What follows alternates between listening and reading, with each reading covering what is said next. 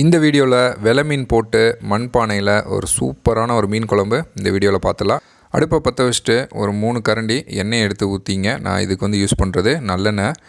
ஒரு 3 கரண்டி எண்ணெயை ஊற்றினதுக்கப்புறம் கறி வடகத்தை எடுத்து சட்டியில் போட்டாச்சு வதக்கிறதுக்கு. கொஞ்சோண்டு கறி வடகத்தை எடுத்து அந்த எண்ணெயை போட்டுருங்க. போட்டதுக்கப்புறம் ஒரு 10லேருந்து ஒரு 15 சின்ன வெங்காயத்தை கட் பண்ணி வச்சுங்க ஒரு கப்பில். அந்த கறி வடகத்தோடு சேர்த்து நம்ம சின்ன வெங்காயத்தையும் நல்லா ஒரு கோல்டு கலரில் வர வரைக்கும் நல்லா போட்டு வதக்குங்க. வதக்குனதுக்கப்புறம் அதுக்கு அடுத்தபடியாக பூண்டு ஒரு 7லேருந்து ஒரு 10 விழுது எடுத்து போட்டுங்க. அதுக்கப்புறம் நம்மளுக்கு புளிப்புக்கு தகுந்த மாதிரி நான் இப்போ இந்த மீன் குழம்புக்கு ஒரு 2 தக்காளி கட் பண்ணி வச்சுருந்தேன். உங்களுக்கு வேணும்னா கொஞ்சம் புளிப்புக்கு வேணும்னா ஒரு சின்ன தக்காளியாக இருந்தால் ஒரு 3 தக்காளி ஆட் பண்ணிக்கங்க.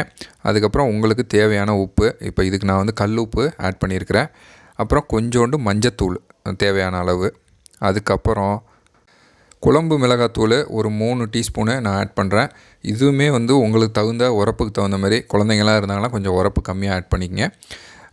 இதை ஆட் பண்ணியாச்சு. அடுத்து கரைச்சி வச்ச புளித்தண்ணியும் இதுவும் உங்களுக்கு தேவையானது தான். எல்லாமே உங்களுக்கு கஸ்டமைசேஷன் நீங்களே பண்ணிக்கங்க. புளிப்பும் உங்களுக்கு தேவையான அளவுக்கு புளிப்பு எப்படி வேணும்னு பார்த்துட்டு அதுக்கு தகுந்த மாதிரி புளியை நல்லா கரைச்சி அந்த தண்ணியை ஊற்றிக்கங்க.